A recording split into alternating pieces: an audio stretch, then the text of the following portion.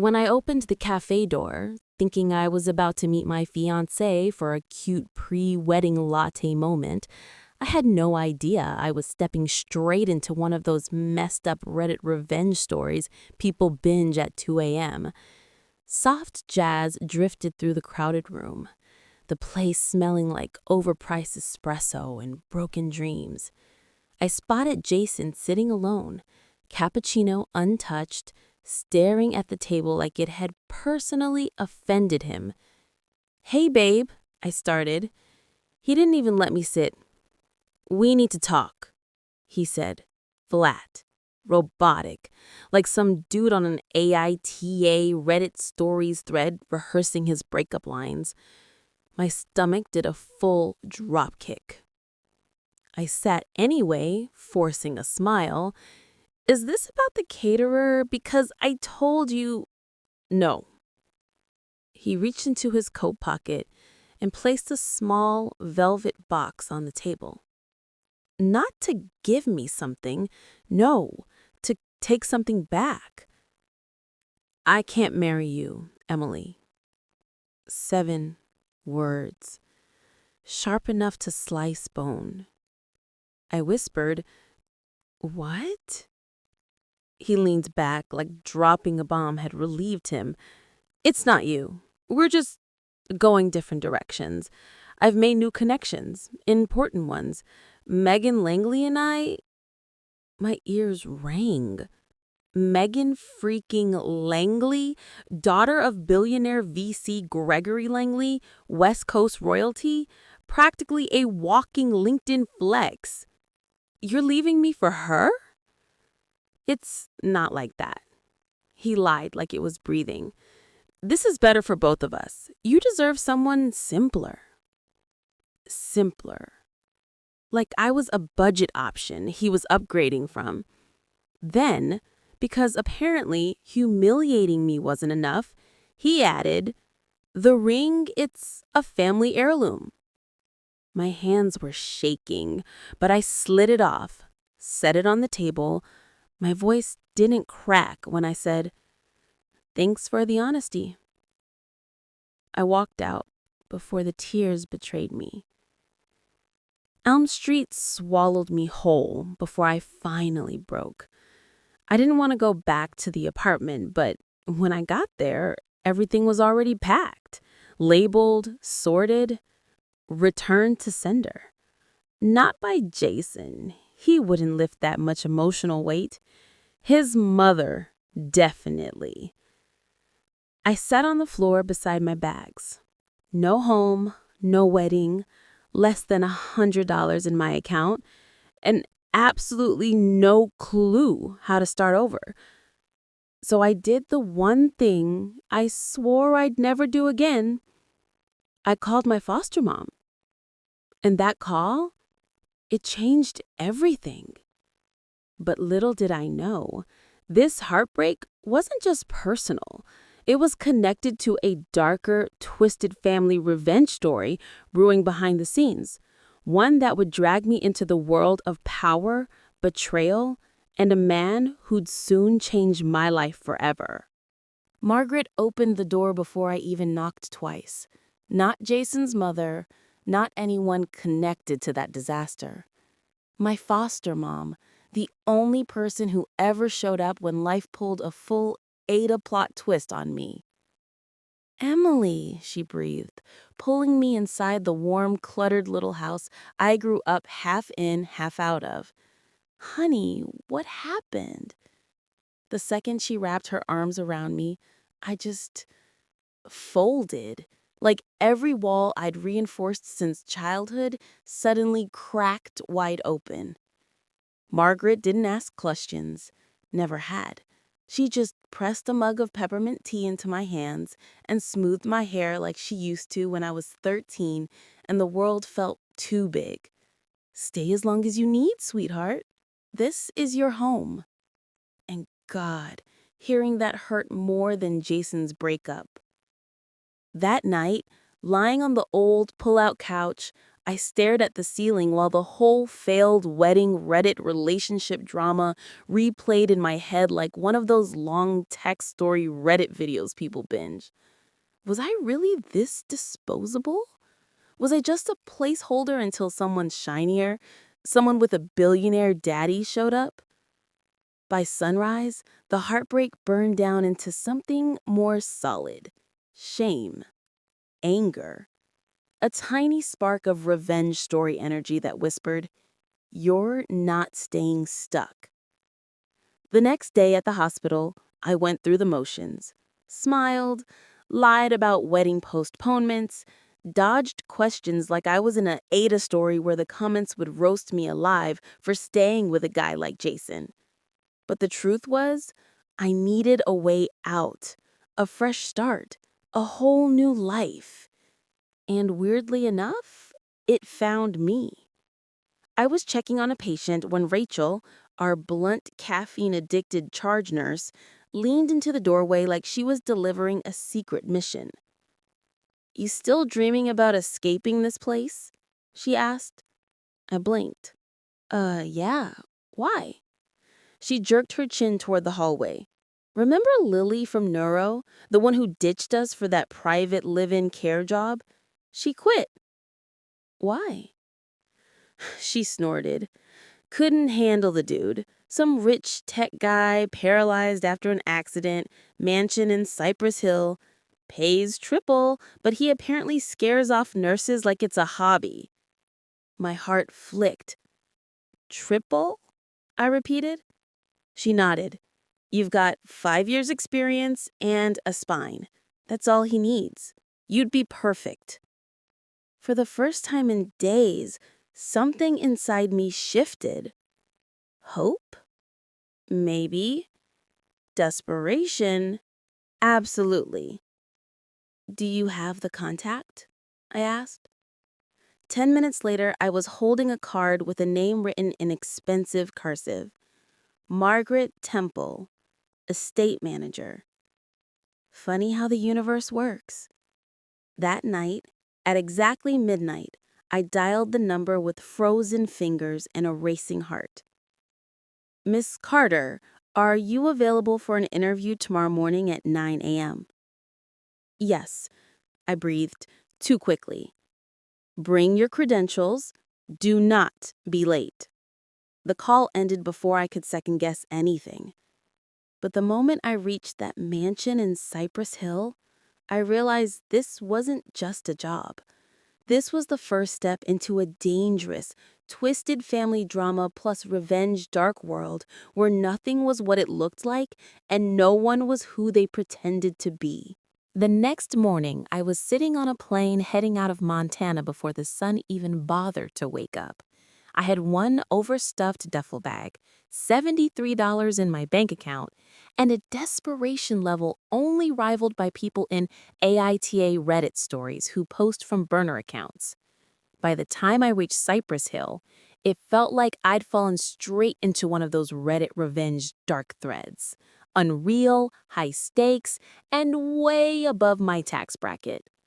The mansion sat carved into a cliffside, all glass panels and steel edges, like someone built a billionaire's fortress just to flex. Even the gate opening felt judgmental, like it scanned your soul first. I almost told the cab driver to turn back. But then the front door opened and out stepped the woman's name I dialed the night before, Margaret Temple. Not my foster mom, another Margaret. This one, sharp as piano wire, 60-something, blue suit, zero nonsense. "You're early," she said, eyes sweeping over me like a TSA scan. I didn't want to risk being late. "Good." She pivoted. "Follow me." Inside, everything was expensive in that cold, echoing way that screams nobody actually lives here. Marble floors, metal sculptures, a silence so thick it could probably suffocate a person. The interview lasted 10 minutes. 4 questions, no smiles. "Round-the-clock availability," she said. 2 days off per month, no visitors, full discretion. Your patient is complicated. Define complicated, I asked. You will discover that shortly. She handed me a folder. Salary is $12,000 a month. I nearly choked. 12 per month, she repeated, unmoved. Plus bonuses if his condition improves. My brain short-circuited. 12 grand for one patient? Sure, I was a nurse, but I wasn't a miracle worker. Still, what did I have to lose? I accept, I said. You start tomorrow. And that's how, 12 hours later, I found myself standing outside a massive door on the second floor while Margaret said, "Your patient is Mr. Ryan Hale." Name meant nothing, but the look she gave me, that did. She knocked twice and opened the door without waiting. The room looked like a modern throne chamber, vaulted ceilings, wall-to-wall windows overlooking redwoods, soft light spilling over polished floors. And then I saw him, a man in a sleek black wheelchair facing the window. Tall, broad shoulders, dark hair, early 30s. Young for someone with a full-time nurse. He turned slowly. His eyes were sharp, cold enough to freeze an argument mid-sentence. So, they sent me another one. My breath caught. Not because he was intimidating, though he absolutely was, but because something in his expression warned me he'd choose through people like me. I'm not here to be another one, I said. He smirked, like he'd heard that before. Cute. They all start confident. Margaret slipped out, closing the door behind her. And suddenly, it was just him and me, and the crackling tension of someone who clearly didn't want saving. But I didn't know then, this cold, razor-tongued man would soon become the center of a twisted revenge story that would drag both of us deeper into betrayal, secrets, and a dark connection neither of us saw coming. The door clicked shut behind Margaret, and suddenly the room felt 10 degrees colder. Just me and the man who already looked like he regretted my existence. Ryan Hale rolled his chair a few inches forward, eyes sweeping over me with the vibe of someone judging a product return.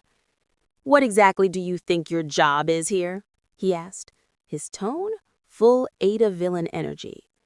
I kept my voice even. Medication, vitals, mobility assistance, physical therapy. He cut me off with a humorless laugh. "You forgot the part where you pretend I'm a motivational poster and cheer while I fail to stand?" Wow. Okay, so that's the game. "I'm not here to pity you," I said, folding my arms. That actually made him pause, just for a beat. "Oh," he said, eyebrow lifting. "That's new. Most of them start crying by day 3. "I don't cry at work." He smirked like I'd just given him a personal challenge. The first hour was pure frostbite.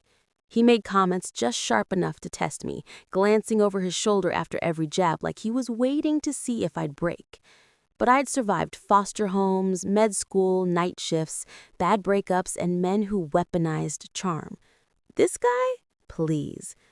As I adjusted his chair height for therapy, he spoke again, unexpectedly quieter. "You haven't asked about the accident.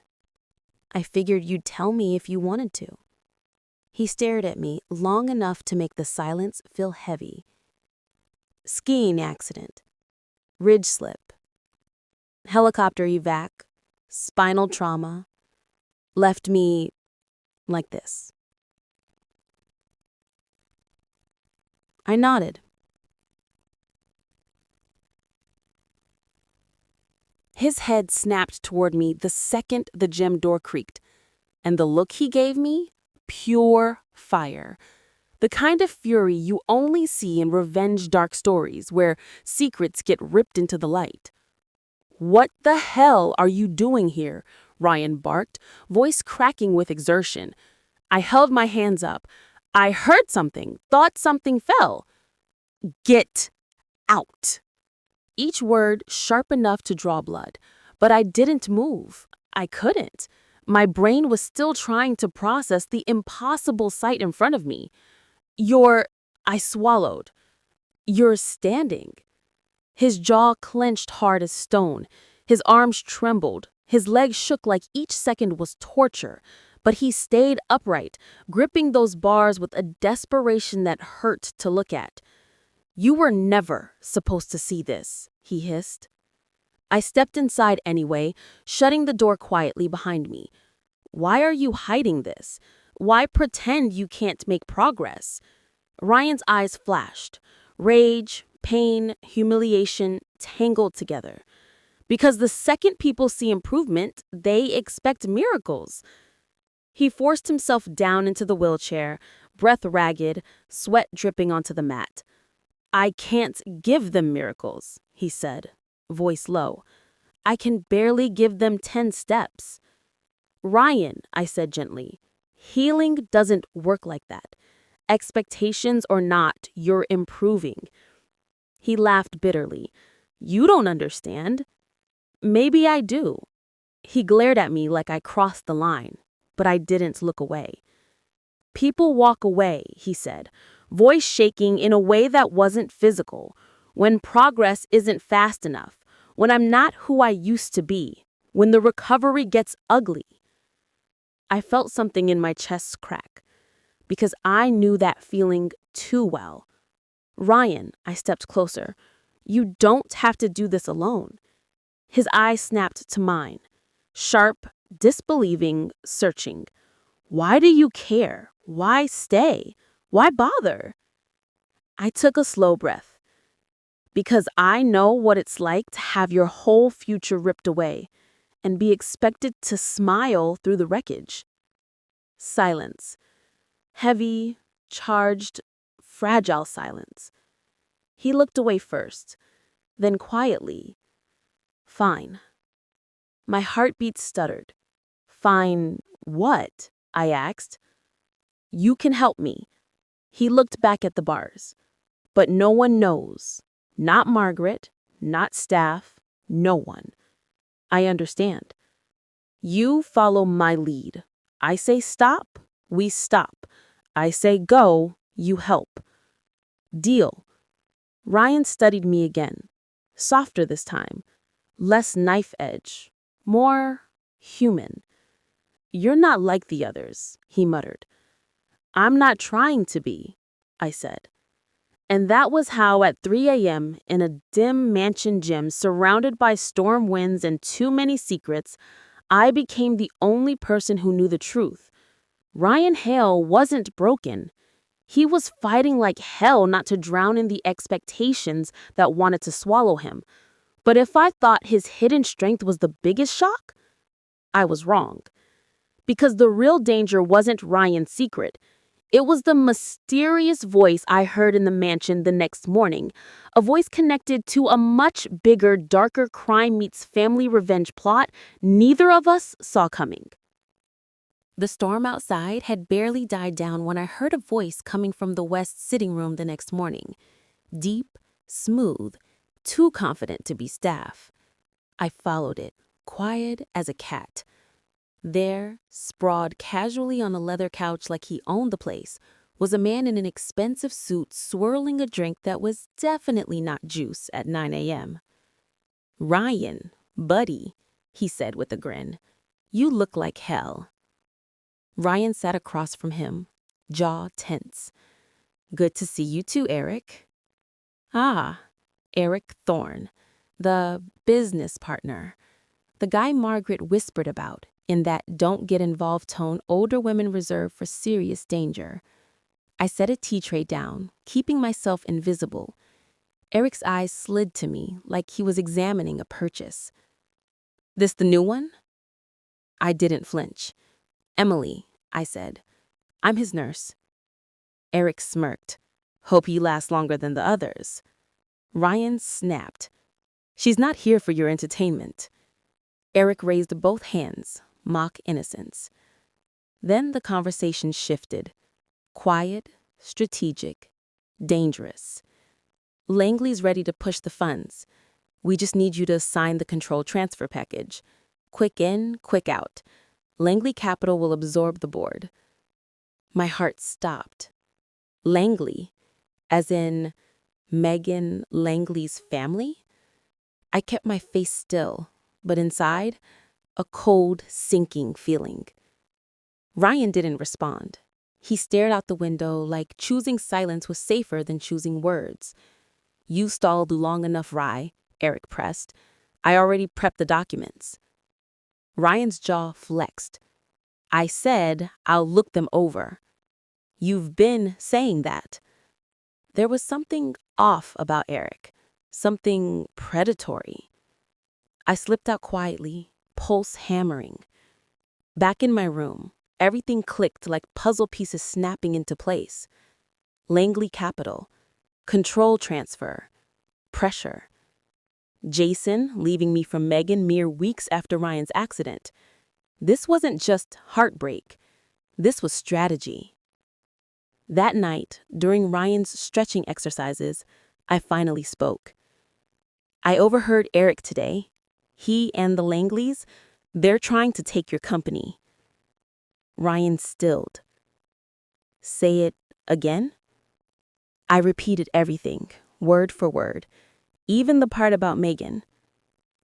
You know her? My ex-fiancé left me for her, I said flatly. Something dark flickered in his eyes. Recognition. Not for Megan, but for betrayal. You think this is connected? I think coincidences this big, I said softly, they're never coincidences. The room went silent. But the next morning, Ryan knocked on my door, a first. You were right, he said, handing me a thick file. Eric's been forging a takeover. Everything's here. So, what now? We stopped them. Together. But stopping them meant stepping into a war the Langleys were already winning, and they weren't about to lose quietly. Stopping Eric wasn't just a plan. It became a nightly ritual. After the staff went quiet, we'd meet in the study. Me with tea, him with spreadsheets and fury.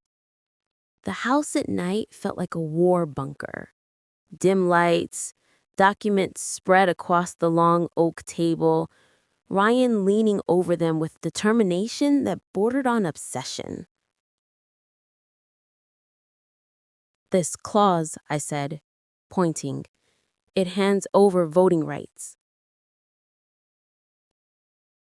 And this one, he added, disguises asset shifts as fund reallocations.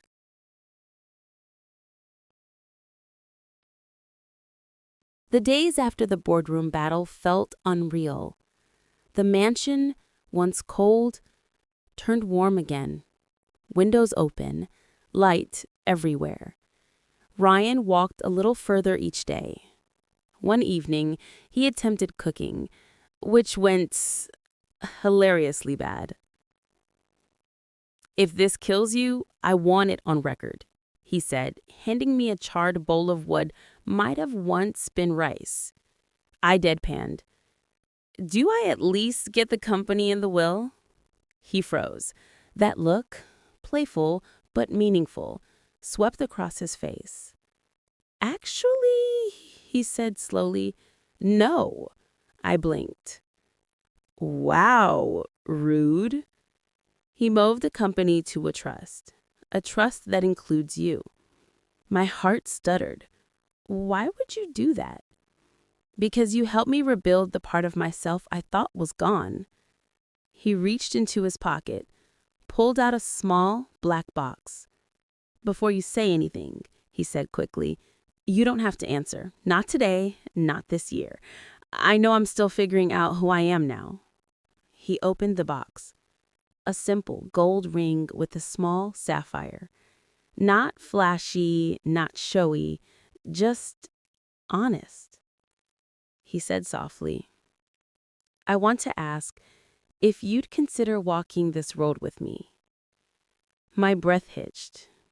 I didn't cry.